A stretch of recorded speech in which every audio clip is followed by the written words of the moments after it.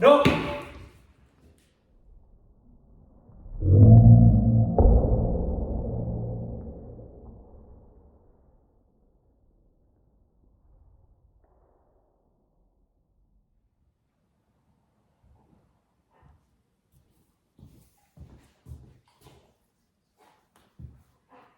so sorry about that.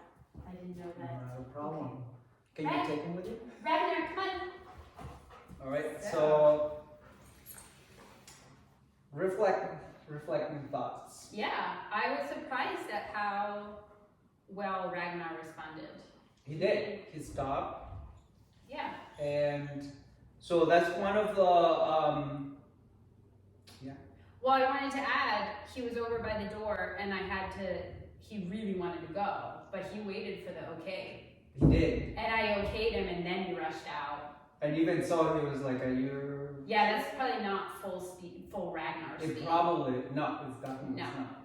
Yeah. But at the same time, the intention, the whole idea here, even that you're saying, is not a lot more energy from him. This time, what we need to think about is again the movement, setting the intention clear, the movement, and the sound, which it just to shows you if you surprise them, you can have the same side effect most of the time with the technique. So the intention is move forward to claim your space, but also the energy has to be sharp. When you do that, you're gonna get a response from the other side. So again, it's very important that you notice that my dog on this side also is learning from the process. And if I practice a lot with my dog, they understand it. It's they don't need to fight you a lot, so or at all. My preference is that my dog doesn't fight me at all, and so when I do this exercise, I do make a point to practice with my dogs all the time. So when I get to this, I just do I have the space in my head. I'm pretty much in control of the situation. And if not, I try to make sense. I stay calm. I'm not freaking out. I have first control of my dog and then I do the action. At that point, I concentrate on that action only. That's my only want.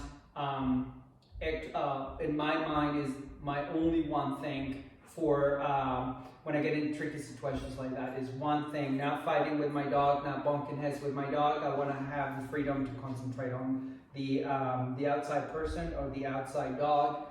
But you saw the response from him. He stopped on his track and then he even kind of like, he didn't know what to do, which Don Julio did the last time, the same thing. He kind of like, Don Julio style, he got a little unsure. This guy got a little short too, but he didn't take it as bad. But at the same time, if you notice, it gave enough time for parents to come and get the dog. And that's kind of like what the whole idea is, that it buys you some time while the dog gets cold, or obviously it gets put on a leash. So again, I don't want to fight with my dog. I just want to concentrate on this part. If I have that freedom, then I stay engaged. Or one thing that you could also see or expect is the dog can stay there and try to go around. And then that's when you can go and follow. But at that point, you already make your point. It gives you plenty of time to wait for that owner to come and get their dog.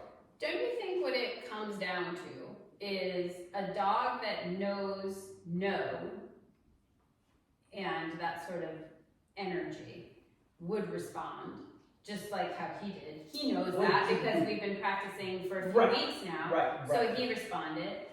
And if they don't know the word no and the energy of the no, it'll surprise the heck out of them, because usually a person does not address themselves to that dog that way. So either way, you're affecting that dog's thinking in the moment. Absolutely. So and you're kind of putting a little like pause right on whatever their So intention you stop was. a little bit in there so they can get, you're gonna see when you do it, you're gonna see what you're just saying, that the reaction obviously by coming towards you, but when you surprise them, there is a little moment of like, what the heck am I supposed to do with this information? Right. And that's when you gain control, because you're already well, you see that process happening, you're still engaged and you're still strong, that again, by the time most dogs react, the owner is already putting the dog on the leash. Right. And at least that's in my experience, that if not, you dance a little bit with that dog, so you can still mark those boundaries. My dog's still engaged here, and then still enough time for that person to come. In most situations, people get real embarrassed.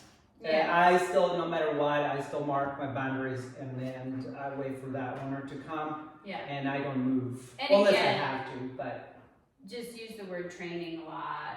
use the word training. You know, that if, seems to work if great. that owner's embarrassed, you can always say, it's okay, we're training. True. We're training right now. And it usually sort of It's is enough, enough. it is enough explanation Exactly. for most But people. be aware of like what works for many people. Be aware of like the exactly what you're saying, but people can get defensive at the same time because they're embarrassed. And just don't be surprised.